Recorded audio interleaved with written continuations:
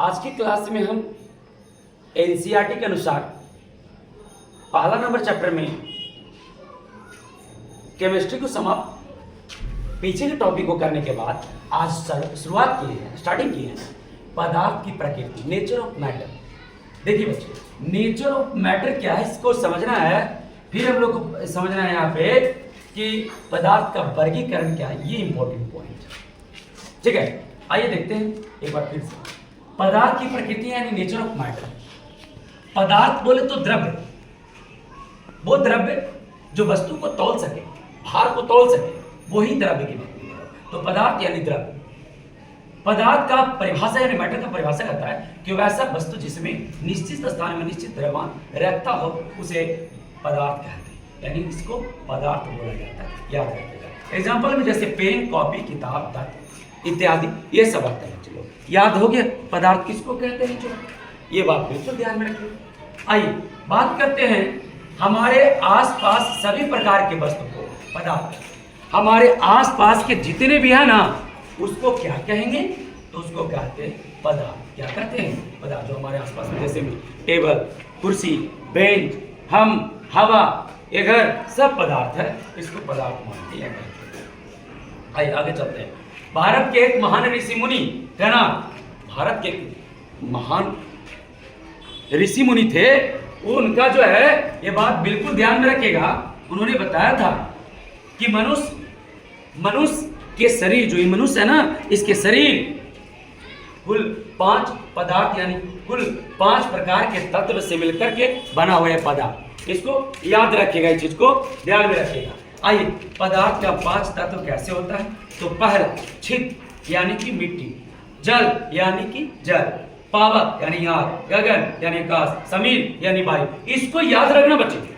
देखिए, छिद, जल, पावक, गगन, समीरा और पंच तत्व से बना शरीरा। इस श्लोक को याद रखिएगा, पूरे पॉइंट याद हो जाए। ठीक है, आइए आते हैं हम लोग तत्व की बात करते हैं। तत्व का परिभाषा याद रखते हैं। एलिमेंट यानी वैसा पदार्थ जो आवर्त सारणी में निश्चित स्थान एवं निश्चित द्रव्यमान हो, निश्चित स्थान और निश्चित द्रव्यमान आवर्त सारणी में रखेगा और हम तत्व कहते हैं। बस थोड़ा सा झलक दिए यहाँ पे कि ताकि हम यहाँ बता सके बच्चों को कि कोई दिक्कत ना हो सके। तत्व किसको कहते हैं? चलिए तत्व की परिभाषा क्लियर हो गई। जैसे आप देख सकते हो sodium, potassium, radium, caesium, francium, magnesium, calcium, aluminium, oxygen, nitrogen, ये सारे तो तत्व ही है भाई, जो अपने आवर्त सारणी में निश्चित स्थान और निश्चित द्रव्यमान को ये रख रहा है। आइए आवर्त सारणी में कुल तत्वों की संख्या, आवर्त सारणी में कुल कितने होते हैं? 118 तत्व। कितने होते हैं? 118 तत्व। सो याद रखिएगा इस चीज को। आता है पदार्थ का वर्गीकरण यानी क्लासिफिकेशन ऑफ मैटर, यानी हम आज अभी क्लासिफिकेशन बात कर रहे हैं मैटर का, यानी पदार्थ के वर्गीकरण की बात करते हैं। बच्चे ध्यान में रखिएगा, ये पदार्थ का वर्गीकरण तो बच्चे 2 अवस्था में बटा होता है, एक भौतिक अवस्था और दूसरा रासायनिक अवस्था।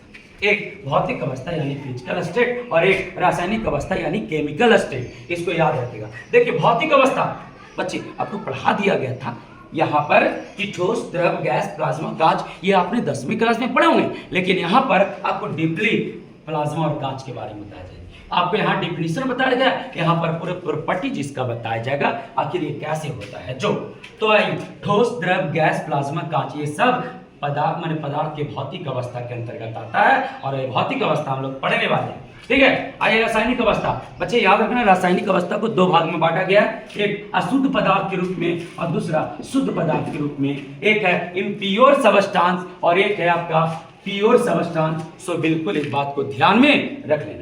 आइए इम्प्योर सबस्टांस यानी कि अशुद्ध पदार्थ, तो उसी को कहते हैं मिश्रण, मिक्सचर बोला जाता है उसको। और मिश्रण को 2 भाग में आप यहाँ देख सकते हैं। एक पहला समांगी मिश्रण यानी होमोजीनियस मिक्सचर है और दूसरा विषमांगी मिश्रण यानी कि हेट्रोजीनियस मिक्सचर होता है। आइए आते हैं इसमें से हम लोग, यहाँ तो जानकारी हो गया कि अशुद्ध पदार्थ को मिश्रण, और मिश्रण 2 प्रकार के, एक है समांगी मिश्रण, एक है विषमांगी मिश्रण कहा जाता है। सो यह बात बिल्कुल ध्यान में रखिएगा। आइए अशुद्ध पदार्थ की बात करते हैं। बच्चे अशुद्ध पदार्थ जो है वह है तत्व और यह यौगिक। यानी तत्व की बात करें तो धातु, अधातु, उपधातु और अक्रिय गैस यानी element, metal, non metal, semi metal और इनर्ट गैस आता है। सो ये बात बिल्कुल ध्यान में रखिएगा। आइए यौगिक की बात कर रहे हैं बच्चे। यौगिक, यहां पर यौगिक को मैं बांटूं तो ये भी दो भाग में बटा हुआ है। एक मैं बात करूंगा तो यौगिक दो ही हो, एक कार्बनिक यौगिक और एक अकार्बनिक यौगिक। हम एक के लिखते हैं कार्बनिक यौगिक और एक है अकार्बनिक